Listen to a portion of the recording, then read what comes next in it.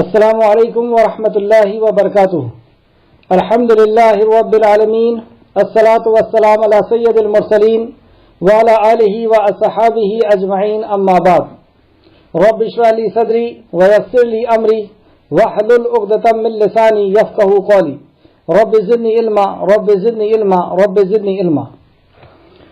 تمام تر تعریف، حمد، ثنا، کبریائی، بڑائی، بزرگی اور مجد اس خالق کائنات کے لیے لائق اور زیبا ہے جو ساری کائنات کا تنہا خالق، مالک، مربی اور منتظم ہے۔ درود و سلام ہو انبیاء اکرام پر، خصوصاً نبی مکرم رحمت للعالمین امام الانبیاء محمد صلی اللہ علیہ وسلم پر۔ اس مختصر سے درود و سلام کے بعد معزز سامعین اکرام، انشاءاللہ تعالی آج ہماری کلاس سورہ نساء کی آیت نمبر 88 سے 104 تک رہے گی۔ اللہ رب العزت سے دعا ہے کہ اللہ رب العزت ہمیں صحیح معنوں میں قرآن مقدس کو سمجھنے کی توفیق عطا فرمائے۔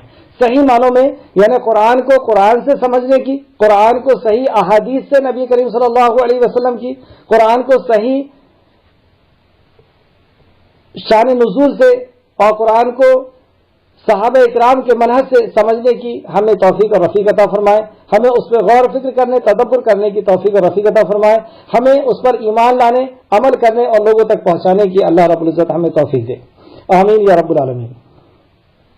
معزز سامعین، آج کی جو کلاس ہے اس میں جو موضوع رہیں گے، اس میں مین جو موضوع ہے وہ ہے لڑائی کا، یدھ کا، جس کو عربی میں جہاد بھی کہتے ہیں۔ عربی میں ویسے جہاد ایک وسیع معنی میں استعمال کیا جاتا ہے۔ جہاد نکلا ہے جد و جہد سے، کوشش سے، لیکن کیونکہ یہ جہاد کی قتال ہے، اس لیے اس کو میں لڑائی کا نام دے رہا ہوں، یدھ کا نام دے رہا ہوں، کیونکہ جب لڑائی اور یدھ بولیں گے تو وہ صرف ایک ہی معنی میں آئے گا اور وہ لڑنے کے معاملے میں۔ تو اسلام میں پھر اس کے بعد ہجرت کے احکام و مسائل بھی آج کی کلاس میں آئیں گے کہ ہجرت کیا چیز ہے، اس کے کیا احکام و مسائل ہے، کب انسان ہجرت کرے گا، اگر ہجرت نہیں کرتا تو اس کے لیے کیا نقصان ہونے والا ہے، دنیا اور آخرت میں اس کو کیا سزا ملنے والی ہے، اور نماز کی اہمیت کے تعلق سے بھی اس کے اندر ایک آیت آ رہی ہے، اور قتل کے تعلق سے اگر کسی کا کوئی مرڈر کرتا ہے تو اس کے تعلق سے، اگر دھوکے سے کسی کا مرڈر ہو جاتا ہے تو اس کے تعلق سے اس کے اندر احکام و مسائل آئیں گے۔ کیونکہ مین جو ہمارا آج کی کلاس رہے گی اس کا مین جو موضوع ہے وہ ہے لڑائی یدھ کا۔ تو اس کو ہم سمجھ لیں۔ ویسے کل کی کلاس میں بھی یہ بات آ چکی ہے کہ اسلام کے اندر، جبکہ اسلام تو شانتی کا مذہب ہے، وہ اطمینان اور سکون کو چاہتا ہے۔ اسلام آیا ہی اس مقصد کو لے کر کے ہے کہ دنیا سے برائیاں ختم ہو جائے، کرائم ختم ہو جائے، ظلم انسانیت کے اوپر سے ختم ہو جائے۔ تو پھر یہ لڑائی کیسے؟ تو لڑائی کیسے، اس کے لیے ایک میں چھوٹا سا آپ کی یاد دہانی کے لیے ایک بات رکھنا چاہتا ہوں۔ ویسے آپ لوگ سب جانتے ہیں کہ یہ لڑائی کیوں ہے۔ نبی کریم صلی اللہ علیہ وسلم حضرت خدیجہ سے کہتے ہیں، میں اس ماحول میں جب آپ کو نبوت کا حکم نہیں دیا گیا تھا، نبوت اور رسالت لوگوں تک پہنچانا، اللہ رب العزت کی توحید، یہ ذمہ داری نہیں دی گئی تھی، آپ کی عمر 40 سال کے پہلے کی بات ہے۔ حضرت خدیجہ سے آپ کہتے ہیں کہ میں اس ماحول میں گھٹن محسوس کر رہا ہوں، میں غار حرا میں جا کر کے ابراہیم اور اسماعیل کے رب کو یاد کر کے سکون حاصل کرنا چاہتا ہوں۔ تو آپ کو کس چیز کی ٹینشن و فکر تھی کہ لوگ شراب پی رہے ہیں، جوا کھیل رہے ہیں، مرڈر کر رہے ہیں، چوری کر رہے ہیں، لڑکی کو زندہ دفن کر دے رہے ہیں، عورتوں کا کوئی حقوق نہیں ہے، 30-40 عورتوں کو ایک مرد نے رکھا ہوا ہے، ان کو غلط انداز کے ساتھ اور غلط طریقے کے ساتھ۔ تو یہ ماحول کو دیکھ کر کے ماں باپ کو گھر سے نکال دیا جا رہا ہے، عورت کو گھر سے باہر نکال دیا جا رہا ہے جب وہ اس حالت میں ہے کہ وہ عبادت نہیں کر سکتی، اس حالت میں ان کو نکال دیا۔ اس طریقے سے کئی قسم کے ظلموں سے دنیا اٹ گئی تھی، اور نبی مکرم فرماتے ہیں کہ میں ایسے ماحول میں نہیں جی سکتا، میرا دم گھٹتا ہے ایسے ماحول میں، اور نبی مکرم غار حرا میں جا کر کے بیٹھنے لگے۔ اس واقعے سے ہم کو یہ پتہ چلا کہ اسلام یہ سارے کرائم کو ختم کرنا چاہتا تھا۔ نبی کریم صلی اللہ علیہ وسلم کی خواہش یہ پورے جو جرم ہو رہا تھا، جو انسانیت کے اوپر ظلم ہو رہا تھا، اس کو ختم کرنا چاہتے تھے۔ اللہ رب العزت نے انسانیت کے اوپر رحم کیا اور وہ نسخہ کیمیا نازل کیا، یعنی قرآن مقدس، اللہ نے اپنا کلام نازل کیا جس کلام نے انسان کو بدل کر رکھ دیا۔ اب جب وہ کلام آنا شروع ہوا اور انسانیت کے حقوق اس میں بتائے جانا شروع ہو گئے، اللہ رب العزت کا تعارف، اللہ کے نبی کا تعارف اور مرنے کے بعد کی زندگی کا تعارف کیا جانے لگا، تو دو گروپ ہو گئے۔ ایک گروپ وہ تھا جنہوں نے ایمان لے آیا، یعنی جنہوں نے آستھا کر لی، جنہوں نے یقین کر لیا، اور ایک گروپ وہ تھا جو دشمن ہو گیا، تو یہ دشمن بھی اس حالت میں دشمن ہوئے، اس حد تک دشمن ہوئے کہ یہ مرنے مارنے کے لیے دن رات تیار رہتے تھے.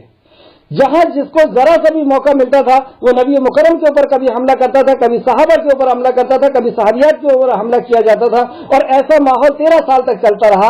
لیکن ایک ہی حکم اللہ کی طرف سے آتا رہا، ان اللہ مع الصابرین، صبر کرو صبر کرو صبر کرو. 13 سال تک کسی صحابی کو یہ حکم نہیں دیا گیا کہ تم دفاعی کاروائی کے طور پر اپنا ہاتھ اٹھا لو. جبکہ عمر فاروق نے بھی اسلام قبول کیا، ابو بکر صدیق نے بھی کیا، حضرت حمزہ رضی اللہ عنہ نے بھی کیا، اور یہ سب لوگ بہت حیثیت والے اور طاقت والے اور اثر اور رسوخ رکھنے والے تھے. یہ تلواریں چلا سکتے تھے، یہ لڑائی کر سکتے تھے، لیکن اللہ رب العزت کی طرف سے حکم آئے کہ لڑائی نہیں کی جائے گی. کیوں نہیں کی جائے گی؟ اس کی سب سے بڑی وجہ یہ تھی کہ یہ نہیں جانتے کہ یہ کیا کر رہے ہیں، یہ نہیں جانتے کہ کیا ان کو پیش کیا جا رہا ہے، یہ صحیح طور پہ اسلام کو جان نہیں پائے ہیں، ابھی ان کے تک آیتیں نہیں پہنچ پائی ہیں، ان کے تک میسج نہیں پہنچ پایا، ان کے تک صحیح علم نہیں پہنچ پایا، اس وجہ سے یہ ایسا کر رہے ہیں. تو اللہ رب العزت کی طرف سے ایک ہی آرڈر آیا، 13 سال تک مسلسل ان کے اوپر ظلم ہوتا رہا، کبھی گھسیٹا جا رہا ہے، کبھی جلایا جا رہا ہے، کبھی مارا جا رہا ہے، کبھی پھاڑا جا رہا ہے، ہر قسم کے ظلم کیے گئے، یہاں تک کہ لوگوں کو مکہ سے مدینہ اور مکہ سے یثرب اور ادھر ادھر جا کر کے ہجرت کرنا پڑا، نکلنا پڑا، راتوں رات بھاگنا پڑا اپنی جان بچانے کے لیے. لیکن اللہ رب العزت نے 13 سال تک کوئی حکم نازل نہیں کیا کہ تم اپنا ہاتھ اٹھاؤ، مطلب لڑائی کا کوئی گنجائش نہیں تھی. دوسری اسٹیپ یہ آئی. پہلی اسٹیپ یہ دعوت پیش کی گئی کہ ساری کائنات کا جو خالق اور مالک اور رازق ہے، جو تمہارا رب ہے تم اس کی عبادت کرو. نبی مکرم کی دعوت کیا تھی؟ جو تمہارا رب ہے، اور ہماری بھی دعوت یہ کہ جو تمہارا رب ہے تم اس کی عبادت کرو، جس نے تمہیں پیدا کیا، جس نے سورج چاند زمین آسمان کو پیدا کیا، اور وہی ہمارا بھی رب ہے. یہ سمپل دعوت تھی، لیکن لوگوں نے اس کو قبول نہیں کیا اور دشمن ہو گئے. اس کے بعد ہم دیکھتے ہیں، اس کے بعد 13 سال تک کوئی لڑائی کا معاملہ نہیں ہوا. پھر لوگ ہجرت کر کے مکہ سے مدینہ چلے گئے. مدینہ کے اندر بھی یہی اعلان تھا کہ کوئی لڑائی نہیں کی جائے گی، کسی کے اوپر کوئی ظلم نہیں کیا جائے گا. اس کے بعد دیکھتے ہیں 2 سال تک وہاں پہ مسلمان بہت سکون اور اطمینان سے رہے. لیکن یہ لوگ جن کو انسانیت سے دشمنی تھی، جو یہ چاہتے تھے، کیونکہ مدینہ کے اندر شراب حرام ہو گئی، نکاح فرض ضروری کر دیا گیا، بغیر نکاح کے آپ لڑکیوں کو عورتوں کو نہیں رکھ سکتے، 4 سے زیادہ نہیں رکھ سکتے، یہ 30-40 کا رواج ختم کر دیا گیا. بیٹی کو زندہ دفن نہیں کر سکتے، اور بے حیائی اور فاحش انداز میں زندگی نہیں گزار سکتے. جب یہ سارے نیم آنا شروع ہو گئے تو ان کو یہ چیز برداشت نہیں ہوئی کہ یہاں پر ایک اللہ کے علاوہ کسی اور کی، ایک خالق اور مالک اور رازق کے علاوہ کسی اور کی عبادت نہیں ہوتی. تو انہوں نے پلان کیا، اور پلان کر کے پورے اکٹھا ہو کر کے اور مدینہ کے اوپر چڑھائی کرنے کی پلاننگ کرنے لگے، کوشش کرنے لگے کہ ان کو قتل کر دیا جائے، ان کو ختم کر دیا جائے. جب وہ مارنے کے لیے آ گئے تب اللہ رب العزت نے آرڈر دیا کہ تم اپنے آپ کو بچانے کے لیے، اپنے بیوی اور بچوں کو بچانے کے لیے، اپنے عورتوں کو بچانے کے لیے اور اسلام کو بچانے کے لیے اب تمہیں تلوار اٹھانا ہے. پتہ یہ چلا کہ لڑائی جو ہے وہ انسانیت کو بچانے کے لیے یا مظلوم کو اس کا حق دلانے کے لیے اللہ رب العزت نے اس کا حکم دیا کہ مظلوم کو اس کا حق دلایا جائے گا اور ظالم کو ظلم سے روکا جائے. کیونکہ اگر ظالم کو ظلم سے نہیں روکا گیا تو وہ اس کا ظلم اسی طریقے سے اور بڑھتا رہے گا. اب ہم دیکھتے ہیں کہ ان آیتوں میں اللہ رب العزت نے کیا بیان فرمایا. آیت نمبر 88، پھر تمہیں کیا ہو گیا ہے کہ منافقوں کے بارے میں 2 گروہ میں بڑھ گئے ہو، حالانکہ اللہ نے ان کے اعمال کی وجہ سے انہیں الٹا کر دیا ہے. 2 بات یہاں پہ قابل غور ہے. ایک بات یہ کہ پھر تمہیں کیا ہو گیا ہے کہ تم منافقوں کے بارے میں 2 رائے رکھتے ہو مسلمانوں، جبکہ اچھا یہ 2 رائے کیا تھی؟ اس کے شاہد نزول کے تعلق سے تھوڑا سا اختلاف ہے. 2 واقعے ضرور ہوئے ہیں. ایک تو یہ کہ جب جنگ احد ہوئی تھی تو وہاں سے 300 منافق بھاگ گئے تھے. جو 300 منافق بھاگ کر کے آئے تھے تو صحابہ کی ان کے اندر دو رائے ہو گئی. کچھ صحابہ یہ کہتے تھے کہ ان کو بڑا پنشمنٹ دینا چاہیے, انہیں بڑی سزا دینا چاہیے, انہیں قتل کرنا چاہیے. کچھ صحابہ کہتے ہیں کہ نہیں, اس کو چھوڑ دیا جائے. تو یہ دو رائے ہو گئی. اسی طریقے سے جب مکہ سے مدینہ ہجرت کر کے آ رہے تھے تو مکہ سے جو مدینہ ہجرت کر کے آئے تھے تو سارے لوگ آ گئے تھے, لیکن کچھ لوگ نہیں آئے تھے. تو جو لوگ نہیں آئے تھے ان کے لیے کاروائی کی جا رہی تھی. صحابی یہ کہہ رہے تھے کہ ان کے لیے سخت کاروائی کی جائے, کیونکہ یہ چاہتے تھے کہ غلبہ باقی رہے کافروں کا, تو ان کے اوپر سخت کاروائی کی جانا چاہیے. بہرحال یہ کسی بھی معاملے میں آیت نازل ہوئی ہو, لیکن یہاں پر یہ بتایا گیا ہے کہ منافقوں کے بارے میں دو رائے رکھنے کی ضرورت نہیں. اللہ نے خود ان کے لیے طے کر دیا ہے, اللہ نے خود ان کے لیے فیصلہ کر دیا ہے کہ ان کی زندگی کس طریقے سے گزرنے والی ہے اور ان کی آخرت کس طریقے سے گزرنے والی ہے. تو دنیا کی زندگی کیسے گزرنے والی ہے, آیت کو غور کریں. حالانکہ اللہ نے ان کے اعمال کی وجہ سے, ان کی منافقت, اعمال ہے نا, ان کی جو عمل جو وہ کر رہے ہیں, منافقت جو کر رہے ہیں, ان کے اعمال کی وجہ سے انہیں الٹا کر دیا ہے, یعنی غلطی میں اور گمراہی میں ان کو مبتلا کر دیا ہے. وہ گناہ پہ گناہ کرتے جاتے ہیں کیونکہ ان کے اندر نفاق ہے, منافقت ہے. اس وجہ سے ان کو توفیق نہیں ہوتی کہ وہ نیک کام کرے اور وہ گناہ پہ گناہ کے کام کیے جاتے ہیں. کیا تم چاہتے ہو کہ ان لوگوں کو ہدایت دو جنہیں اللہ نے گمراہ کیا ہے؟ اللہ اکبر. اور جسے اللہ گمراہ کرے پھر اس کے لیے آپ ہرگز کوئی راستہ نہیں پائیں گے. یہ واضح کر رہی ہے یہ آیت کہ ہدایت کا دینے والا صرف اور صرف اللہ ہے, کوئی اور ہدایت نہیں دے سکتا. ہدایت کسے کہتے ہیں؟ یہاں پہ ہدایت ہے مراد عمل کی ہدایت, اور ویسے بھی ہدایت اگر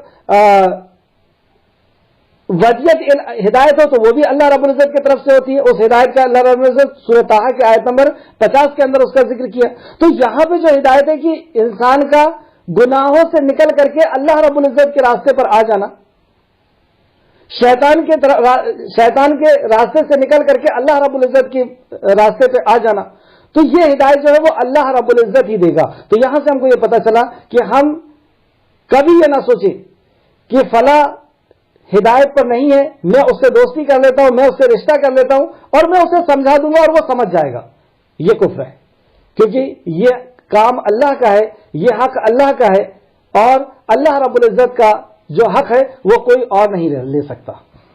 یہ اللہ رب العزت کی اختیار کی بات ہے, اور اچھے سے اس کو سمجھے تو یہ اللہ رب العزت کی اختیار کی بات ہے کہ اللہ جسے چاہتا ہے ہدایت دیتا ہے اور جسے چاہتا نہیں دیتا. اللہ کسے ہدایت چاہتا ہے دینا اور کسے نہیں دیتا ہے؟ تو اللہ رب العزت اسے ہدایت دیتا ہے جو ہدایت کا طلبگار ہوتا ہے, جو اللہ رب العزت کی طرف جھکتا ہے, جو اللہ رب العزت کی طرف آتا ہے, اللہ رب العزت اسے ہدایت دیتا ہے. اور جو اللہ رب العزت سے اکڑ کر کے چلتا ہے, اللہ رب العزت سے روگردانی کرتا ہے, اللہ رب العزت کی طرف نہیں جانا چاہتا, تو اللہ رب العزت نے ویسی اپنی صفت بیان فرما دی ہے کہ اللہ الصمد, وہ بے نیاز ہے. پوری دنیا مل کر کے اگر نافرمانی کرے تو اللہ کی شان میں کچھ بھی کم زیادہ ہونے والا نہیں, لیکن اگر کوئی ذرا سا بھی جھکتا ہے, کوئی دل میں یاد کرتا ہے تو اللہ اس کو یاد کرتا ہے, کوئی محفل میں یاد کرتا ہے اللہ اس سے بہتر محفل میں یاد کرتا ہے, کوئی چل کر کے آتا ہے اللہ دوڑ کر کے آتا ہے, کوئی ایک ہاتھ آتا ہے اللہ 10 ہاتھ آتا ہے. تو اللہ رب العزت کی طرف اگر جھکیں گے تو اللہ رب العزت ہدایت دے گا. تو یہاں سے سب سے مین بات یہ پتہ چلی کہ ہدایت کا اختیار صرف اللہ کو ہے, ہمارا کام صرف پیغام کو پہنچا دینا ہے. اور نبی مکرم کے تعلق سے بھی اللہ نے فرمایا کہ نبی مکرم آپ کا جو کام ہے, آپ کی جو ذمہ داری ہے وہ پہنچا دینا ہے, حساب میں دوں گا, ہدایت میں دوں گا. پھر اس کے لیے آپ ہرگز کوئی راستہ نہیں پائیں گے. جسے اللہ گمراہ کر دے, جسے اللہ ہدایت نہ دے, اسے کوئی ہدایت نہیں دے سکتا. آیت نمبر 89, وہ چاہتے ہیں کہ تم بھی کفر کرو جس طرح کے انہوں نے کفر کیا. دیکھیے یہ فطرت ہر انسان کے اندر ہوتی ہے, وہ جہاں ہوتا ہے دوسرے انسان کو وہیں لانے کی کوشش کرتا ہے. اگر کوئی نیک ہے تو وہ سامنے والے انسان کو نیکی کی طرف لانے کی کوشش کرے گا. کوئی شرابی ہے, کوئی جوانی ہے, جو جہاں رہتا ہے وہ وہاں. تو یہ کافر ہیں, یہ چاہتے ہیں کہ تم بھی ہمارے طرح ہو جاؤ, ہم بھی کفر کریں, اللہ کی نافرمانی کریں, اللہ کے نبی کی نافرمانی والے کام کریں, ہم بھی دنیا داری کی طرف سے زندگی جیے اور تم بھی اسی طریقے سے جیو, پھر تم ان کی برابر ہو جاؤ. مطلب وہ بھی یہ چاہتے ہیں کہ تم بھی ان کے جیسا جاؤ اور برابر ہو جاؤ. چنانچہ تم ان میں سے کسی کو دوست نہ بناؤ. پھر سے یہ آرڈر آیا, اور آپ دیکھ رہے ہیں ہر 1-2 کلاس کے بعد یہ آرڈر ضرور آتا ہے. کچھ بنیادی چیزیں ہیں جو صرف 4 ہیں. یہ بنیاد کو اگر ہم نے مضبوط پکڑ لیا تو انشاءاللہ تعالی ہمیں ایمان نصیب ہو جائے گا, ہم مومنوں میں سے شامل ہو جائیں گے. مومن بننے کے لیے 4 چیزوں کی ضرورت پڑتی ہے. سب سے پہلی توحید کی, دوسرا قرآن سے صحیح طور پہ تعلق یعنی قرآن پر تدبر, تیسرا احادیث پر تدبر, اس کا علم حاصل کرنا، سنتوں کا جاننا، اور چوتھا سنگت کا صحیح ہونا۔ اگر یہ 4 چیز ہمارے پاس آ جائے تو انشاءاللہ تعالی ہم ضرور مومن بن جائیں گے۔ تو سنگت کا صحیح ہونا بہت ضروری ہے، اور یہ آپ اس واقعے کے اندر بھی غور کر سکتے ہیں کہ اللہ رب العزت نے مومن کی مثال جب دی تو پیڑ سے دی، اور پیڑ یہ 4 چیزوں کے بغیر نہیں بن سکتا، وہ میں آپ کو پہلے بتا چکا ہوں۔ تو چنانچہ تم ان میں سے کسی کو دوست نہ بناؤ یہاں تک کہ اللہ کی راہ میں ہجرت کرنے، مطلب اس وقت تک ان کو دوست نہیں بنانا ہے، ان منافقوں کو یا ان جو لوگ مسلمان ہو چکے ہیں ان کو بھی، یہاں تک کہ جب تک وہ ہجرت نہ کر لیں۔ پھر سے اس جملے کو غور کریں، پھر تم ان کے برابر ہو جاؤ، مطلب وہ یہ چاہتے ہیں کہ تم بھی ویسے ہی عمل کرو جیسے وہ عمل کرتے ہیں، قومی ایکتا برابر ہو جائے سب، اور سب ایک ہی طریقے سے چلنے لگے۔ چنانچہ تم ان میں سے کسی کو دوست نہ بناؤ یہاں تک کہ وہ اللہ کی راہ میں ہجرت کریں۔ جب تک وہ ہجرت نہیں کرتا، جب تک وہ اسلام کی باؤنڈری میں یا اسلام کی لسٹ میں نہیں آتا۔ ہاں وہ مسلمان ہے، اس نے کلمہ پڑھ لیا ہے، نماز پڑھ رہا ہے، چھپ کر کے یہ کر رہا ہے وہ کر رہا، ساری چیزیں ٹھیک ہے، لیکن جب تک وہ ہجرت نہیں کرتا، جب تک وہ صحیح معنوں میں ہماری لسٹ میں اس کو ہم نہیں لکھ سکتے۔ اس کے لیے آگے بھی اور آیت دیکھتے ہیں۔ پھر اگر وہ دین سے منہ موڑے تو انہیں جہاں پاؤ قتل کرو، اور ان میں سے کسی کو اپنا دوست اور مددگار نہ بناؤ۔ مطلب اگر یہ پھر لڑنے کے لیے آ جائیں، منافقت تو ہے ہی ان کے اندر، لیکن یہ کافروں کے ساتھ مل کر کے لڑنے کے لیے بھی آ جائے تو تمہیں بھی لڑنے سے پیچھے نہیں ہٹنا ہے۔ کیوں نہیں؟ کیونکہ انہوں نے ہجرت بھی نہیں کی ہے، اور اس ٹیم کے ساتھ تم کو مارنے کے لیے اور قتل کرنے کے لیے وہ آئے ہیں۔ مگر وہ لوگ اس حال سے مستثنا ہے جو اس وقت سے تعلق رکھتے ہیں جن سے تمہارا معاہدہ ہوا ہے، مطلب وہ اس گروپ سے تعلق رکھتے ہیں، ان لوگوں سے تعلق رکھتے ہیں جن سے تمہارا معاہدہ ہوا ہے، جو تمہارے پاس اس حالت میں آئے کہ وہ لڑائی سے بے نیاز رہنا چاہتے ہوں، مطلب وہ لڑنا نہیں چاہتے، اور نہ اپنی قوم سے، اور اگر مطلب وہ نہ تم سے لڑنا چاہتے نہ اپنی قوم سے لڑنا چاہتے، اور اگر اللہ چاہتا تو انہیں تم پر مسلط کر دیتا، پھر وہ تم سے یقیناً لڑتے، لہذا اگر تم ان سے یہاں پر جن لوگوں سے نہیں لڑ سکتے ہیں، کیا مطلب اس کو کر کے جن لوگوں سے نہیں لڑ سکتے ہیں ان کے تعلق سے اللہ رب العزت نے بیان فرمایا کہ تم کن سے نہیں لڑ سکتے ہو۔ ایک تو وہ، پھر سے دیکھیں اس آیت کو، مگر وہ لوگ جو اس قوم سے تعلق رکھتے ہوں جن سے تمہارا معاہدہ ہو چکا ہے، مطلب ایک کمپرومائز ہو گئی ہے اور کوئی بھی چیزیں طے ہو چکی ہیں، شرائط طے ہو چکے ہیں، جیسے صلح حدیبیہ میں ہوئے تھے، ایسے اگر کچھ شرائط طے ہو گئے ہیں اور یہ طے ہو گیا کہ لڑنا نہیں ہے تو پھر وہاں پہ نہیں لڑنا ہے۔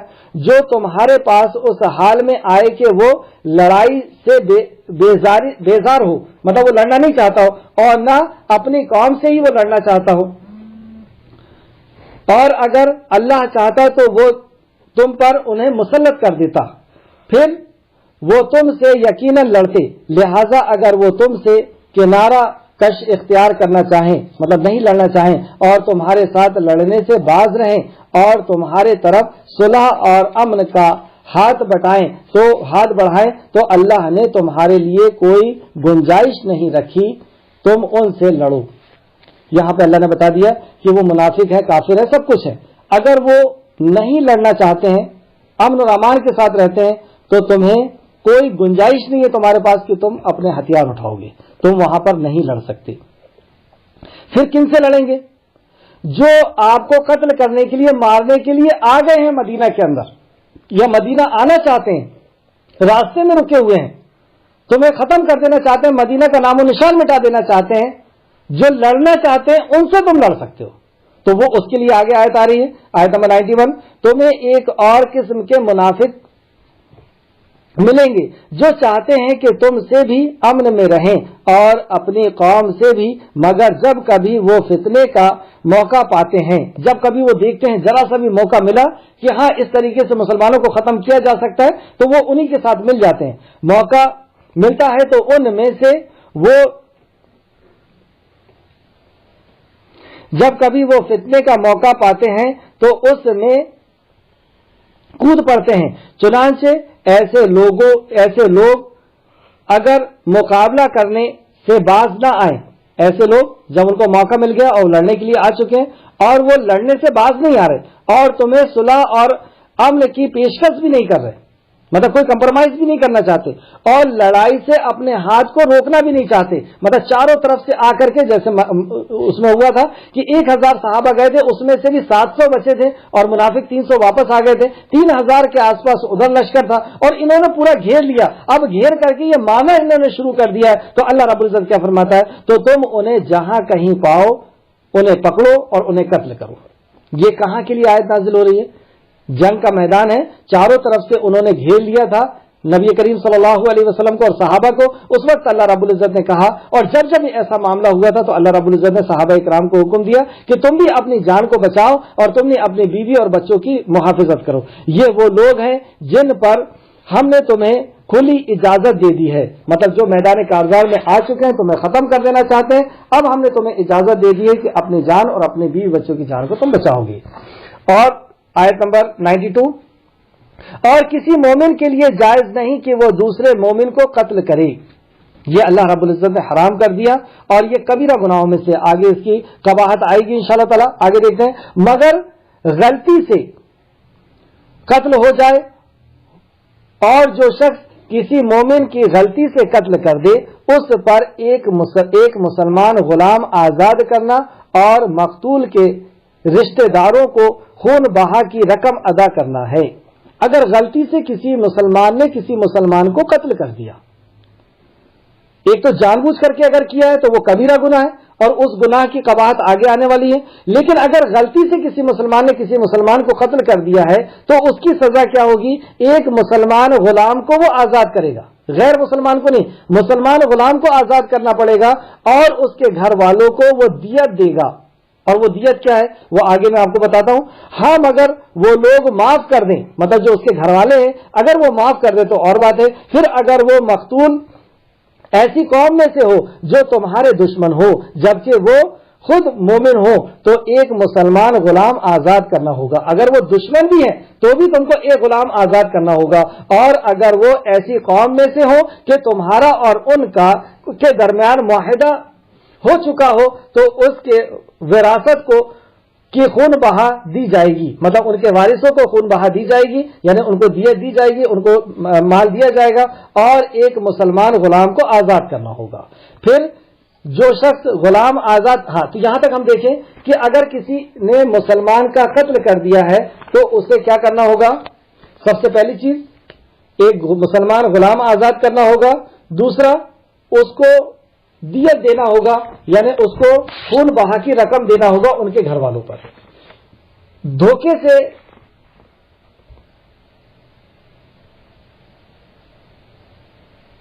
غلطی سے کیسے قتل ہوتا ہے پہلے اس کو سمجھتے ہیں.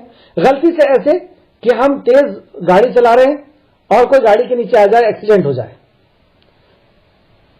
یا ہمارا کوئی ٹھیکہ وغیرہ چل رہا ہے، بڑی بڑی مشینیں لگی ہوئی ہیں اور اس مشین گر جائے اور گرنے سے کچھ لوگ مر جائیں، تو یہ غلطی ہے.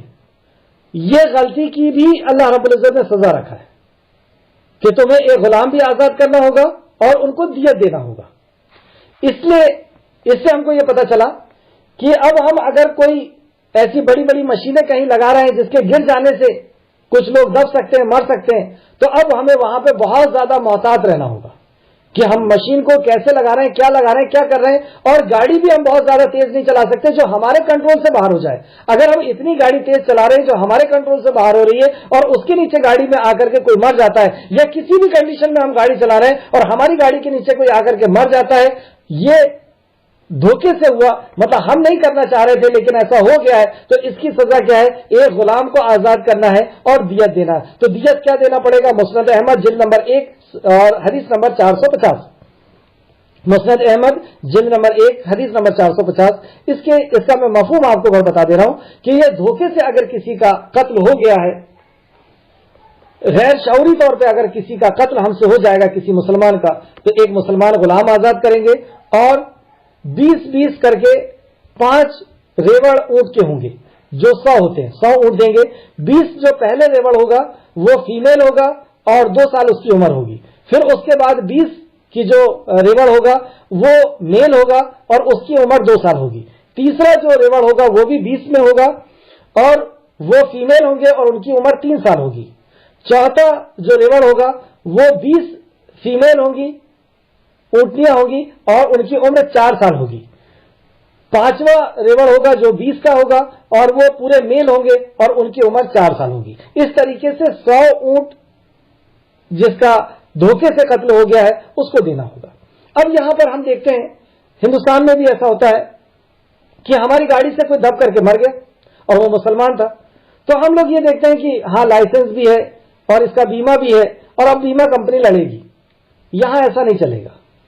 यहां पे आपकी गलती से हुआ है, आपने गाड़ी को तेज चलाया था, आपने उसको कंट्रोल से बाहर चलाया था, आपने मशीनें इस तरीके से लगा दी थी कि उसको आपने केयर नहीं किया था और वो मशीन गिर गई और कोई हादसा अगर हो गया है, आपकी वजह से अगर मरा है, या आप कहीं पे काम करते हैं, आप नौकर हैं और आपके फिर उस वक्त यहां पे बताया गया तफसीर इब्न कसीर जिल्द नंबर 2 हदीस सफा नंबर 158 में कि अगर कोई आका के अंडर में रह करके काम कर रहा है, किसी मालिक के अंडर में रह करके काम कर रहा है, तो ये मालिक के ऊपर आ जाएगा कि मालिक को इतने पैसे देना होगा।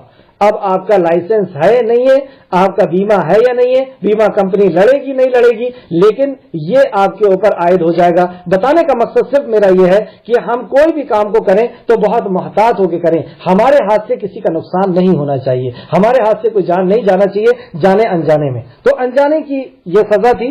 फिर आगे देखते हैं, फिर जो शख्स गुलाम आजाद करने की ताकत न रखता हो, मतलब कोई गरीब इंसान है, गाड़ी तेज चला रहा था, मर गया, कोई आकर के दब गया और वो गुलाम आजाद करने की ताकत नहीं रखता हो, तो वो 2 माह के रेगुलर रोजे रखेगा, लगातार 2 महीने के उसको रोजे रखना होगा।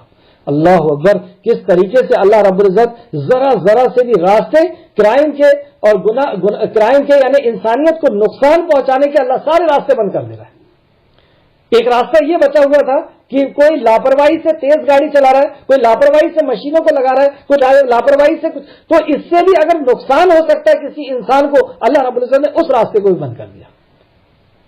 तो तुम्हारे हाथ से गैर शऊरी तौर पर भी किसी का नुकसान नहीं होना चाहिए। सुभान अल्लाह, ये शरीयत सारी कायनात का खालिक और मालिक ही बना सकता है। तो 2 माह के रोजे रखेंगे, ये कफारा अल्लाह के तरफ से तौबा कबूल करने के लिए है। मतलब ये कफारा है, अगर तुम अपनी तौबा कबूल करवाना चाहते हो तो ये कफारा है। तो ये सारी चीजें वहां होगी जहां पे इस्लामी शरीयत है। और अल्लाह खूब जानने वाला, बहुत हिकमत वाला है, और अल्लाह ही खूब जानने वाला है, खूब हिकमत वाला है कि इसके पीछे क्या हिकमत है। ये गैर शऊरी तौर पे धोखे से अगर कोई मर जाता है और अल्लाह ने जो ये सख्त कानून बनाया है, इसके पीछे क्या हिकमत है, वो तो बेहतर अल्लाह रब्बुल इज्जत ही जानता है कि तुम कैसे कंट्रोल करके गाड़ी चलाओगे, किस तरीके से तुम अपने कारोबार को करोगे, ये सब अल्लाह ही रब्बुल इज्जत इसकी बेहतर हिकमत को जानने वाला है। और जो शख्स किसी मोमिन को जानबूझ करके कत्ल कर दे, और कोई शख्स किसी मोमिन को जानबूझ करके कत्ल कर दे, उसकी सजा जहन्नम है, उसकी सजा सीधे जहन्नम है। वो उसमें हमेशा रहेगा और उस पर अल्लाह का अजाब और उसकी लानत होगी, और अल्लाह ने उनके लिए बहुत बड़ा अजाब तैयार कर रखा है। इसमें मुफस्सिरों की 2 राय है। कुछ मुफस्सिरों का यह कहना है कि यह हमेशा हमेशा के लिए जहन्नमी हो जाएगा, और कुछ का कहना है कि नहीं, अगर ये तौबा कर लेता है तो तौबा इसकी कबूल कर ली जाएगी। जैसे मशहूर मुफस्सिर हजरत इब्न अब्बास फरमाते हैं, और बुखारी ने उनकी इस रिवायत को नकल किया है, मतलब उनके इस कौल को, हजरत इब्न अब्बास के कौल को नकल किया है बुखारी शरीफ हदीस नंबर 4590। और जो शख्स मुसलमान को कत्ल करेगा उसकी सजा जहन्नम है, इब्न अब्बास का ये कहना है। लेकिन अच्छा, ये पहले हम ये देखेंगे कि ये कैसा कबीरा गुनाह है। कबीरा गुनाह के ताल्लुक से आप देख सकते हैं सूरह अनाम आयत नंबर 151 151, उसके अंदर अल्लाह रब्बुल इज्जत ने फरमाया कि ए नबी करीम सल्लल्लाहु अलैहि वसल्लम, आप इनसे कह दीजिए कि आओ मैं पढ़ करके सुना दूं कि तुम्हारे रब ने तुम्हारे ऊपर क्या हराम किया है या क्या कबीरा गुनाह है। तो अल्लाह रब्बुल इज्जत ने उसमें सबसे पहला गुनाह बताया कि वो शिर्क है, अल्लाह रब्बुल इज्जत के साथ किसी और को शरीक करना, दूसरा माँ बाप की नाफरमानी, और तीसरा किसी इंसान को इस डर से कि वो मेरे रिस्क में शामिल हो जाएगा, दौलत के डर से या रिस्क के डर से उसको कत्ल कर देना। تو یہ بھی کبیرہ گناہوں میں سے ہے. اس طریقے سے امام بخاری نے ایک حدیث لے کر کے آئے ہیں، بخاری شریف حدیث نمبر 6864 اور مسلم شریف حدیث نمبر 1678. صحیح بخاری و مسلم میں حضرت ابن مسعود رضی اللہ عنہ سے روایت ہے کہ نبی کریم صلی اللہ علیہ وسلم نے فرمایا، قیامت کے دن لوگوں میں سب سے پہلے خون ہی کے بارے میں فیصلہ کیا جائے گا. مطلب سب سے پہلے جو فیصلہ قیامت میں کیا جائے گا حشر کے میدان میں، وہ مرڈر کا کیا جائے گا.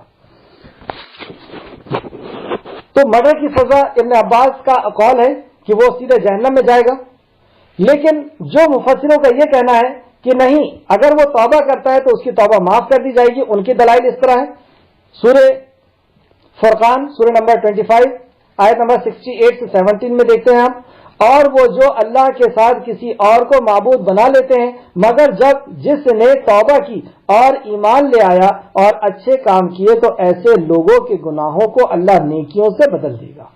تو جو شرک کو یہاں پہ اللہ نے صرف نوٹ کیا ہے کہ اگر جو شرک سے بچ جاتا ہے اور وہ بڑے بڑے بھی گناہ کرتا ہے اور وہ سچی توبہ کر لیتا ہے تو اللہ اس کے گناہوں کو نیکیوں سے بدل دیتا ہے. دوسری آیت دیکھتے ہیں ہم، سورہ زمر سورہ نمبر 39 آیت نمبر 53. اس میں اللہ فرماتا ہے، اے پیغمبر میرے بندوں کو آپ بتا دیجئے، کہہ دیجئے، کل سے اللہ نے بات شروع کیا، کہہ دیجئے اے میرے بندو جنہوں نے اپنی جانوں پر زیادتی کی ہے اللہ کی رحمت سے نا امید نہ ہو.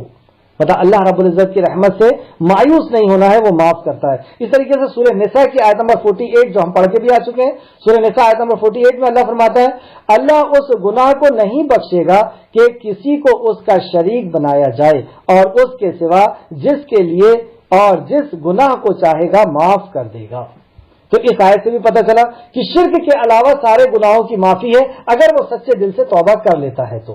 لیکن اگر وہ جیسے ابن عباس کا جو قول ہے اور انہوں نے بھی جو شرائط کے حساب سے بتایا کہ وہ جہنم میں، تو جہنم میں اگر چلا بھی گیا تو آخر میں پھر اللہ رب العزت جس کے دل کے اندر رائی کے دانے کے برابر بھی ایمان ہوگا اس کو نکال کر کے پھر سے جنت کے اندر داخل کرنے والا ہے.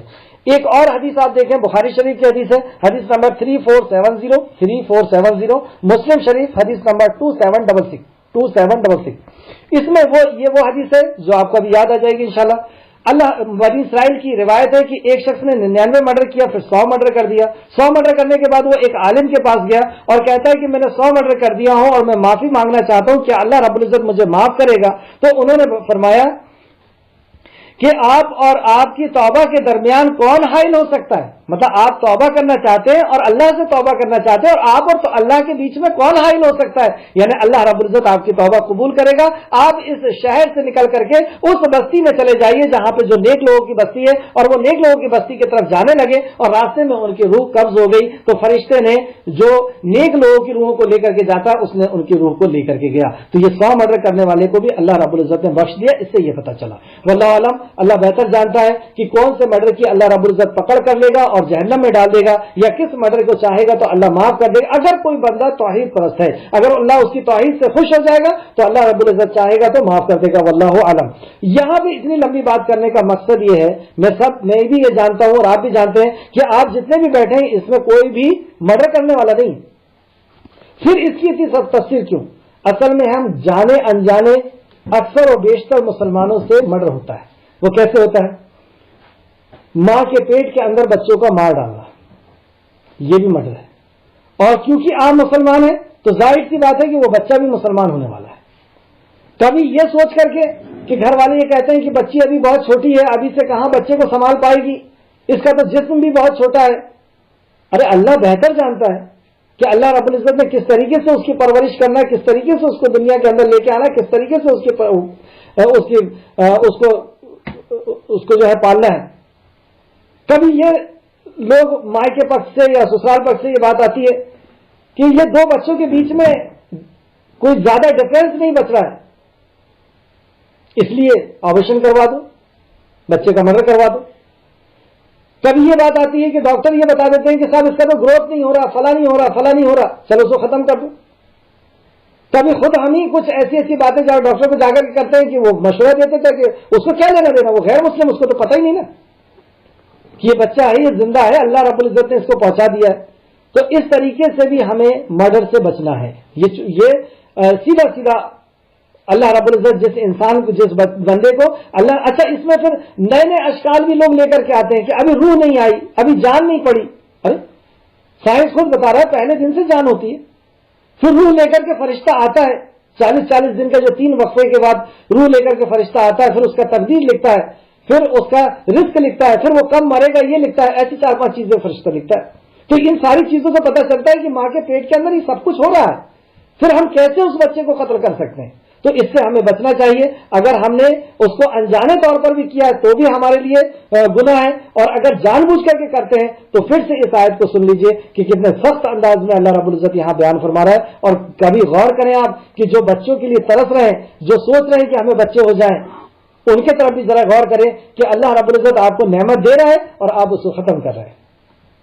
اور جو شخص کسی مومن کو جان بوجھ کر قتل کرے اس کی سزا جہنم ہے, اور وہ اس میں ہمیشہ رہے گا, اور اس پر اللہ کا غضب اور اس کی لعنت ہوگی. لعنت ہوگی یعنی اس کا عذاب ہوگا, اور اللہ نے اس کے لیے بہت بڑا عذاب تیار کر رکھا ہے.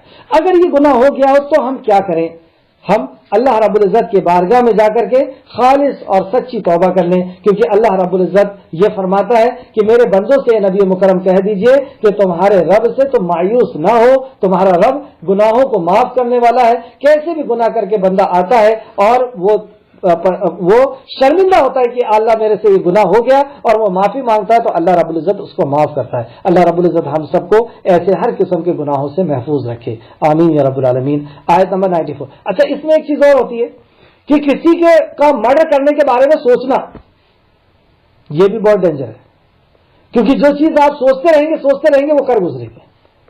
یا کسی کے بارے میں سوچنا کہ وہ مر جانا چاہیے, اس کی سیٹ مجھے مل جائے گی, یہ ساری چیزیں یہ سب اسی کیٹیگری میں آتی ہے, اسی گناہوں میں آتی ہیں. تو اللہ رب العزت ہم سب کو ایسے خیالات سے بھی بچائے, ایسے خیالات سے بھی ہم کو پاک رکھے, آمین یا رب العالمین. آیت نمبر 94. اے لوگوں جو ایمان لائے ہو, جب تم اللہ کے راستے میں نکلو تو تحقیق کر لیا کرو, اور جو شخص تمہیں سلام کرے تو اس کے متعلق یہ نہ کہو کہ تم مومن نہیں ہو. جب یہ بھی بات جہاد کی ہو رہی ہے, لڑنے کی ہو رہی ہے, تو جب یہ لڑنے کے لیے جا رہے ہیں تو پہلے تم تحقیق کرو کہ جس کے ساتھ تمہارا مقابلہ ہو رہا ہے وہ لڑنے آیا ہے یا نہیں آیا ہے, وہ لڑنا چاہتا ہے یا نہیں لڑنا چاہتا ہے. پھر تیسری بات کہ وہ کہیں مظلوم تو نہیں ہے, کہیں وہ بچہ تو نہیں ہے, یا کوئی عورت تو نہیں ہے کہ تم پیچھے سے جا کر کے اس کے اوپر وار کر دو. پھر تیسری بات کہ تم یہ دیکھو کہ وہ اس نے اگر سلام کر دیا ہے تو سلام اس بات کا اعلان ہے کہ وہ مسلمان ہے. ایسا کچھ لوگوں سے ہو گیا تھا, تو اللہ رب العزت نے سرزنش کرتے ہوئے آپ کو ڈانٹتے ہوئے یہ بیان فرمایا کہ جب تم کسی قوم کی طرف جاؤ تو تحقیق کر لو کہ وہ تم کس کے اوپر جو ہے اپنے ہاتھ کو بڑھا رہے ہو, یا کس کے ساتھ تم لڑ رہے ہو, یہ پہلے تحقیق کر لو. تم دنیاوی زندگی کا سامان چاہتے ہو, مطلب اگر جیت جاؤ گے تو مال غنیمت ملے گا, دنیاوی زندگی کا سامان چاہتے ہو اور اللہ کے پاس تمہارے لیے بہت سا مال غنیمت ہے, تم اس سے پہلے خود بھی اس حالت میں مبتلا رہ چکے ہو.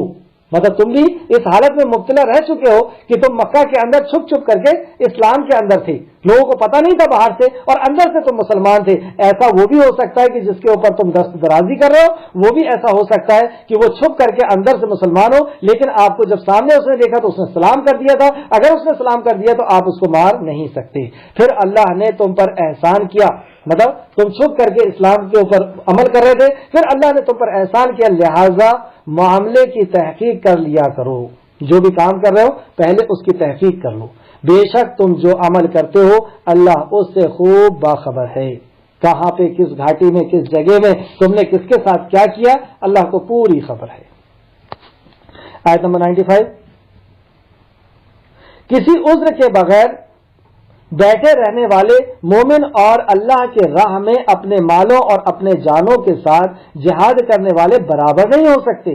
اللہ نے اپنے مالوں اور اپنی جانوں کے ساتھ جہاد کرنے والوں کو بیٹھے رہنے والوں پر مرتبے میں فضیلت دی ہے, اور اللہ نے سب سے بھلائی کا وعدہ کیا ہے, اور اللہ نے مجاہدوں کو بڑی رحمت والے کامیابی کی بہت بڑی اجرت دیا ہے. مطلب اللہ رب العزت ان کو بہت بڑا انعام دینے والا ہے, جس کے تعلق سے آتا ہے کہ مہاجر جو جہاد کرنے والے ہیں, جو لڑنے والے ہیں اللہ رب العزت کے راستے میں, یعنی جو مظلوم کی مدد کرنے والے ہیں, اور جو ظلم کو ختم کرنے والے ہیں ان کے لیے اللہ رب العزت نے 100 درجات رکھے ہیں، اور ایک درجے سے دوسرے درجے کی دوری اتنی ہے جیسے زمین اور آسمان کی دوری ہے، ایسے ایک درجے سے دوسرے درجے کی دوری ہے، اور ایسے مجاہدوں کو 100 درجے اللہ رب العزت دینے والا ہے۔ اور ان کے لیے آیت نمبر 96، ان کے لیے اللہ کی طرف سے درجے ہیں اور بخشش اور رحمت ہے، اور اللہ تعالیٰ بہت بخشنے والا نہایت رحم کرنے والا ہے۔ یہ ایک مشہور صحابی ابن ام مقتول کے بات پر نازل کی گئی تھی۔ حضرت ابن ام مقتول کہتے ہیں یا رسول اللہ میں جہاد میں کیسے جا سکتا ہوں، میں تو نہیں جا سکتا، اگر میری آنکھ ٹھیک ہوتی تو میں ضرور جاتا۔ مطلب یہ نابینا صحابی تھے، تو یہ نابینا صحابی تھے، انہوں نے اپنی بات ایسی رکھی۔ اس وقت نبی کریم صلی اللہ علیہ وسلم کا پیر مبارک ان کے پیر کے اوپر رکھا ہوا تھا اور وحی کا نزول ہونا شروع ہو گیا۔ حضرت ابن ام مکتوم فرماتے ہیں کہ نبی مکرم کا وزن اتنا زیادہ بڑھتا چلا گیا کہ مجھے ایسا لگ رہا تھا کہ میرا پیر پھٹ جائے گا۔ پھر جب وحی کی کیفیت آپ کے اوپر سے ہٹ گئی اور وحی آنا رک گئی، پھر اس کے بعد نبی کریم پھر میرا جو ہے پیر جو نارمل پوزیشن میں آ گیا، اور نبی کریم صلی اللہ علیہ وسلم نے پھر یہ آیت سنائی جس کے اندر میرا بھی ذکر تھا، مطلب ان کا اشارہ تھا، کسی عذر کے بغیر بیٹھے رہ جانے والے مومن اور اللہ کے راستے میں مال اور اپنی جانوں کے ساتھ جہاد کرنے والے ہم برابر نہیں ہو سکتے۔ تو یہ عذر تھا ان کا، کیونکہ یہ اندھے تھے، یہ نہیں جا سکتے تھے کسی مظلوم کی مدد کے لیے۔ کیوں؟ کہاں نہیں جا سکتے تھے؟ کسی مظلوم کی مدد کے لیے۔ کون مظلوم تھا؟ جنہیں مکہ سے نکالا گیا تھا، جنہیں مکہ سے مارا گیا تھا، 13 سال تک مارا گیا، اور پھر اس کے بعد مدینہ میں آ کر کے بھی ان کو ختم کر دینا چاہتے تھے۔ ایسے مظلوموں کی مدد کے لیے نہیں گیا کیونکہ اس کے پاس عذر تھا۔ آیت نمبر 97 دیکھتے ہیں، جن لوگوں کی اس حالت میں فرشتے جان قبض کرتے ہیں، مطلب روح نکالتے ہیں۔ ہمارا سب کا ایک وقت ایسا آنے والا ہے کہ وہ فرشتہ آئے گا اور روح نکال کر کے لے کر کے جائے گا، لیکن یہاں پہ ان لوگوں کا ذکر ہو رہا ہے جن لوگوں کی اس حالت میں فرشتے جان نکالتے ہیں، قبض کرتے ہیں، کہ وہ جان بوجھ کر کافروں میں رہتے ہیں، اپنی جانوں پر ظلم کرتے ہیں۔ کافروں کے بیچ میں رہ کر کے اپنی جانوں پر ظلم کرتے ہیں۔ اپنی جانوں پر ظلم کرنا کیا ہے؟ جان بوجھ کر کے کافروں کے بیچ میں رہتے ہیں اور اپنی جان پہ ظلم کرتے ہیں۔ تو مراد یہ ہے کہ ان کے بیچ میں رہ کر کے وہ نماز نہیں پڑھ پا رہے ہیں، روزہ نہیں رکھ پا رہے ہیں ڈھنگ سے، حج نہیں کر پا رہے ہیں، زکات نہیں دے پا رہے ہیں، پردہ نہیں کر پا رہے ہیں، حلال و حرام کی تمیز نہیں کر پا رہے ہیں، اور صرف اس لیے ان کے بیچ میں ہے کیونکہ وہ ہماری ماں ہے یا بہن ہے یا بھائی ہے، فلاں یا فلاں ہے، کوئی بھی رشتہ داری ہے، اس وجہ سے ان کے بیچ میں رہ رہے، اندر سے اسلام کو جانتے ہیں، اللہ کی معرفت ہو چکی ہے، نبی مکرم صلی اللہ علیہ وسلم کو جانتے ہیں، قرآن پر ایمان آ چکا ہے، لیکن اس کے بعد بھی انہی کے ساتھ ایڈجسٹ ہو رہے ہیں، انہی کے ساتھ رہ رہے ہیں۔ کبھی موقع مل گیا تو نماز پڑھ لی، کبھی موقع مل گیا تو روزہ رکھ لیے، کبھی موقع مل گیا تو، اور پھر کبھی ان کے حرام اور حلال کی تمیز کیے بغیر ان کے ساتھ رہ رہے ہیں۔ تو ایسے بندے کی جب روح کھینچنے کے لیے فرشتہ آتا ہے تو وہ کیا کرتا ہے؟ تو فرشتے پوچھتے ہیں کہ تم کس حال میں رہے، تم دنیا میں کس حال میں رہے، اب تو تمہارے چلنے کا وقت آ گیا۔ وہ کہتے ہیں کہ ہم زمین پر کمزور تھے، مطلب تم دیکھ ہی رہو کہ ہم ایسے معاشرے کے اندر تھے، ایسے گھرانے کے اندر تھے کہ چاروں طرف سے ایسا ماحول تھا، یہودیت کا، نصرانیت کا یا کسی اور مذہب کا، ہم تو عمل نہیں کر پاتے تھے کھل کر کے۔ تو وہ اپنی مجبوری بیان کر رہے ہیں، وہ کہتے ہیں ہم زمین میں کمزور تھے، تب فرشتے کہتے ہیں کیا اللہ کی زمین وسیع نہ تھی، تم اس میں ہجرت کیوں نہیں کیے؟ اللہ اکبر، کیا بنے گی؟ فرشتہ صاف طور پہ کہہ دے گا کہ تم نے ہجرت کیوں نہیں کیے، کیوں نہیں یہاں سے نکلے؟ ایسی جگہ میں جانا تھا جہاں پر اپنے خالق اور مالک کی عبادت کرنے میں تمہیں کوئی ڈسٹرب نہیں کرتا، تم آسانی سے نماز، روزہ، حج، زکات، پردے کی پابندی اور ساری چیز کر سکتے تھے، ایسا تم نے کیوں نہیں کیا، کیوں نہیں نکلے تم؟ تو وہ اب اس کی سختی کے ساتھ روح نکال رہا ہے، اور آگے اللہ فرماتا ہے چنانچہ یہی لوگ ہیں جن کا ٹھکانہ جہنم ہے اور وہ ہمیشہ وہ بہت برا ٹھکانہ ہے۔ اللہ اکبر، دیکھیے کتنا بڑا نقصان ہے کہ ایک شخص اللہ کو پہچان لیا، اللہ کی معرفت ہو گئی، نبی کو پہچان لیا، قرآن کو پہچان لیا، آخرت پر یقین کر لیا، اور اس کے بعد بھی اس نے کمپرومائز کر کے زندگی جی رہا ہے، عمل نہیں کر پا رہا کھل کر کے، نماز، روزہ، حج، زکات، پردے کی پابندی نہیں کر پا رہا، حرام حلال کی پابندی نہیں کر پا رہا، اس لیے کیونکہ وہ ان کے بیچ میں رہ رہا ہے. اور جب موت کا فرشتہ آئے گا تو کہے گا کہ اللہ کی زمین وسیع نہیں تھی, تو نے ہجرت کیوں نہیں کیا, کیوں یہاں پہ پڑا رہا؟ اور پھر آخر انجام اس کا اللہ رب العزت اعلان کروائے گا, چنانچہ یہ وہ لوگ ہیں جن کا ٹھکانہ جہنم ہے, اور وہ ہمیشہ اور وہ بہت برا ٹھکانہ ہے, بہت برا ٹھکانہ ہے وہ جہنم. اللہ رب العزت ایسے لوگ جو اس طریقے کی زندگی جی رہے ہیں ان کو وہاں سے ان کو محفوظ رکھے اور ان کو اس آیت پر عمل کرنے کی توفیق اور رفیق عطا فرمائے. آگے 98 نمبر کیا ہے؟ مگر وہ مرد اور عورتیں اور بچے جو واقعی بے بس ہوں اور وہ اس جگہ سے نکلنے کا کوئی وسیلہ اور کوئی راستہ نہیں پاتے. یہ کون لوگ ہیں؟ یہ ہے عمار, یاسر رضی اللہ عنہ, سمیہ.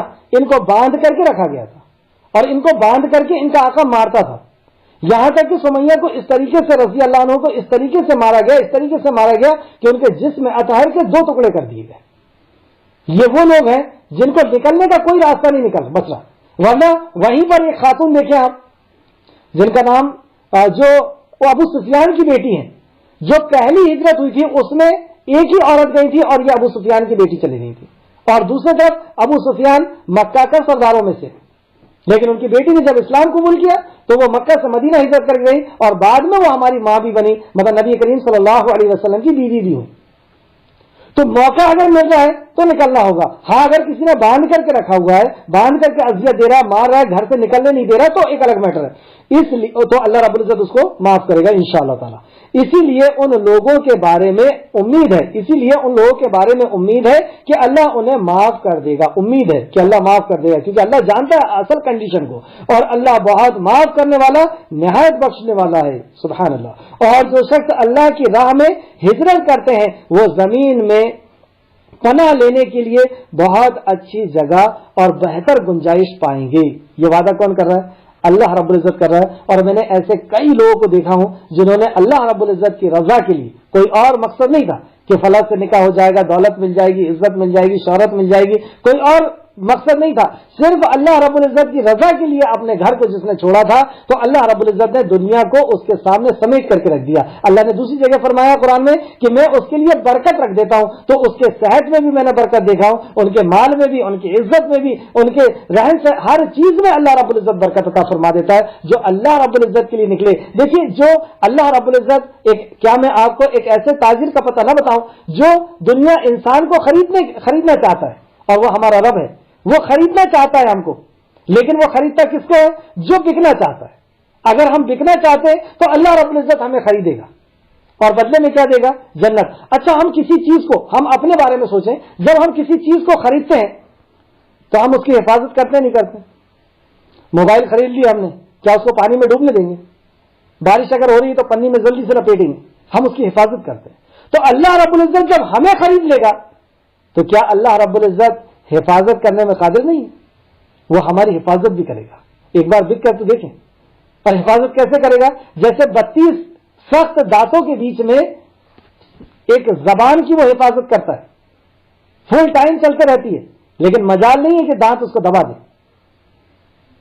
ایسے اللہ رب العزت جب آپ بک جائیں گے اور اللہ خرید لے گا تو پھر حفاظت کی ذمہ داری اللہ کی ہو جائے گی. ایسی سورہ بقرہ کے اندر میں نے آپ کو کئی آیتیں بتایا ہوں کہ جب کوئی ایمان لے آتا ہے, ایمان لے آنا یعنی بک جانا, جب کوئی ایمان لے آتا ہے تو اللہ رب العزت اس کی محافظت کرنا اللہ فرماتا ہے کہ میں نے اپنے ذمہ کر لیا ہوں. اللہ فرماتا ہے میں اس کا دوست بن گیا ہوں, اللہ فرماتا ہے میں اس کا حمایتی اور اس کا مددگار ہو گیا ہوں.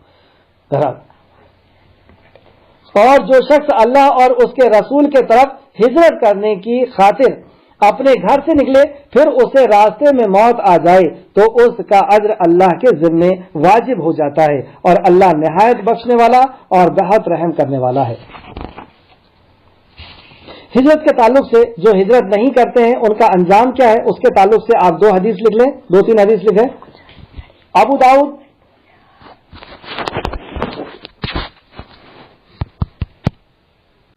وہ لوگ جو موقع ہونے کے بعد, راستہ ہونے کے بعد ہجرت نہیں کرتے. ہجرت کرنا مطلب آپ لوگ سمجھ رہے ہیں, ایسے جگہ میں ہم رہتے ہیں جہاں پر اسلام پر عمل کرنا مشکل ہے, ناممکن ہے, تو اس جگہ سے نکل کر کے دوسرے جگہ چلے جانا جہاں پر ہم اسلام پر آسانی سے عمل کر سکتے ہوں, इस निकल के जाने को हिजरत कहते हैं। तो जो निकल के जाने की ताकत रखता है लेकिन नहीं निकलता है, उसके ताल्लुक से 3 हदीसें आप लोग 360 में ऐप में देख करके और उसको नोट जरूर करिएगा। अबू दाऊद शरीफ, अबू दाऊद 2787 नंबर की हदीस 2787, फिर अबू दाऊद 2645 और तिरमिजी हदीस नंबर 1604, तिरमिजी हदीस नंबर 1604। इसका खुलासा कलाम इन हदीसों का यह है कि नबी करीम सल्लल्लाहु अलैहि वसल्लम ने फरमाया, जो शख्स किसी मुशरिक के साथ मिलकर रहे और उसी के साथ सुकून इख्तियार करे तो वो उसी में से है, वो उन्हीं में से है। अल्लाहु अकबर, इतने सख्त अंदाज में। और जब आप हदीस ये पूरी पढ़ेंगे तो आपको और समझ में आएगा कि कितना खतरनाक है संगत का सही ना होना। आयत नंबर 101, और जब तुम्हें जमीन में सफर करो तो तुम पर कोई गुनाह नहीं कि तुम नमाज कसर कर लो, और अगर तुम्हें डर हो कि काफिर हमला करके तुम्हें फितने में डाल देंगे तो बेशक काफिर तुम्हारे खुले दुश्मन हैं।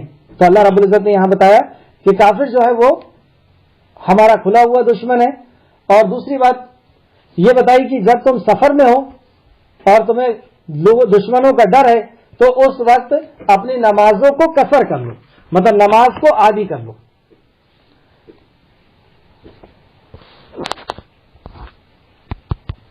दूसरी में, और ए नबी करीम सल्लल्लाहु अलैहि वसल्लम, जब आप मोमिनों के दरमियान हो फिर उन्हें नमाज पढ़ने के लिए खड़े हो तो उनमें से एक गिरोह अपने हथियार लगाए हुए आपके साथ जमात में खड़ा हो, फिर जब वो सजदा कर ले तो पीछे चला जाए, और दूसरा गिरोह जिसने अभी नमाज नहीं पढ़ी तो वो आपके साथ नमाज अदा करे और वो साथ ले अपने बचाव का सामान और अपने हथियार। और काफिर चाहते हैं कि तुम अपने हथियारों और अपने सामान के तरफ से जरा गफलत में हो तो वो तुम पर यकबारगी धावा बोल देंगे। अल्लाहु अकबर, एक एक चीज अल्लाह रब्बुल इज्जत ने बयान फरमा दी कि तुम जरा से भी अगर चूके, अपनी हिफाजत का सामान अगर तुमने नहीं रखा तो ये तुमको दबोच करके खत्म कर देंगे। एक बात। दूसरा ये कि उस हालत में भी नबी करीम सल्लल्लाहु अलैहि वसल्लम मैदान कारजार में है, जंग चल रही है, लेकिन वहां पर भी तुम्हें नमाज पढ़ना है। और नमाज किस तरीके से पढ़ना है कि आपके साथ कुछ लोग खड़े हो जाएं और पीछे कुछ लोग आपकी हिफाजत में होंगे, और आप भी जब होंगे तो अपने साथ अपने हथियार को अपने कंधों में अपने पेटों में बांध करके रखेंगे ताकि उसको दूर से देख करके लगे कि ये पूरी तैयारी में है। और जैसे ही ये सजदा कर लेंगे तो ये पीछे आएंगे और फिर आप जो है पीछे आ जाएंगे और दूसरे लोग सामने जाएंगे और वो फिर नमाज पढ़ेंगे। इससे क्या पता चला? सबसे पहली बात ये पता चली कि नमाज किसी भी हालत में माफ नहीं है। अच्छा, एक चीज आप गौर करें कि इतना अहम मार्का चल रहा है, हक और बातिल की जंग चल रही है, मजलूम को उनका बदला दिलाया जा रहा है, जालिम के हाथ को रोका जा रहा है, कितना बड़ा काम है।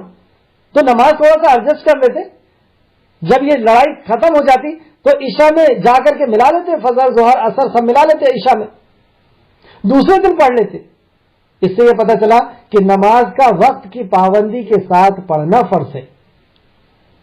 ऐसे अहम मौका, और इससे अहम मौका क्या हो सकता है कि आप मजलूम को उसका बदला दिला रहे हैं, जालिम को रोक रहे हैं जुल्म से, आप इस्लाम को बचा रहे हैं, आप इंसानियत को बचा रहे हैं, लेकिन उसके बाद भी नमाज के वक्त पर नमाज को पढ़ना है। दो बातें इससे पता चल रही है। फिर, और अगर तुम्हें बारिश से तकलीफ हो या तुम बीमार हो तो तुम पर कोई गुनाह नहीं कि अपने हथियार एक तरफ रख लो। मतलब ऐसी हालत है तो तुम हथियार एक तरफ रख दो और अपने बचाव का साथ लो। बेशक अल्लाह ने काफिरों के लिए रुस्वा कर देने वाला अजाब तैयार कर रखा है। तो अल्लाह रब्बुल इज्जत उनको तो सजा देगा, लेकिन हमें वो तदबीर भी बता रहा है। तो इससे आखिर 2 आयत देख लें। फिर जब तुम नमाज अदा कर चुको तो खड़े हुए, बैठे हुए और लेटे हुए हर हाल में अल्लाह को याद करो, यानी अल्लाह रब्बुल इज्जत के याद करो, उसकी तस्बीह और उसकी तहलील को बयान करते रहो। फिर जब तुम्हें इत्मीनान हो जाए तो पूरी नमाज पढ़ लो। मतलब वहां से मैदान कारजार से तुम आ गए हो और रास्ते में भी और हर करवट पे और हर मोड़ पर तुम अल्लाह की तस्बीह बयान कर रहे थे, लेकिन जब आप वापस आ गए हो और अब अमन से हो गए हो तो तुम नमाज पढ़ लो। बेशक मोमिनों पर بے شک مومنوں پر مقررہ وقت پہ نماز فرض ہے.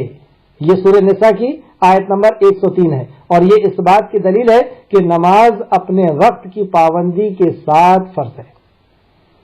ہماری مرضی کی نماز نہیں چلے گی. اللہ رب العزت نے اتنا بڑا واقعہ بتانے کے بعد پھر یہ بتا دیا ان الصلاۃ کانت علی المؤمنین کتابا موقوتا، کہ نماز اس کی وقت کی پابندی کے ساتھ فرض ہے. اور تم دشمن قوم کے پیچھا کرنے میں کمزور نہ پڑو، کمزوری نہ دکھاؤ. مطلب جب میدان کارزار میں ہو تو تم کمزوری نہ دکھاؤ.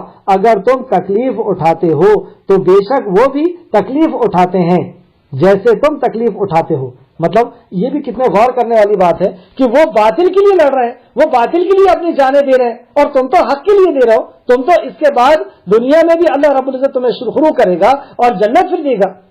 تو اور تم اللہ سے جس چیز کی امید رکھتے ہو، مطلب تم لڑ رہے ہو، تمہارے ساتھ ایک بہت بڑی پازیٹیوٹی ہے کہ تم ایک پازیٹیو انرجی ہے کہ تم اللہ رب العزت سے اس کا اجر چاہتے ہو، تمہیں جنت دینے والا ہے، اور وہ اس کے امید نہیں رکھتے. مطلب وہ جو لڑ رہے ہیں ان کے پاس کوئی امید نہیں ہے، اور اللہ خوب جاننے والا، بہت حکمت والا ہے. تو اللہ رب العزت سے دعا ہے کہ جو کچھ بھی ہم نے پڑھا اس پہ مزید ہمیں غور و فکر کرنے، اس پہ عمل کرنے کی توفیق اور رفیق عطا فرمائے.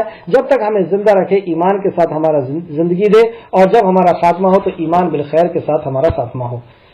آیت نمبر 104 تک آج کلاس رہی ہے. انشاءاللہ تعالی کل کی کلاس میں موضوع بدل جائیں گے، اور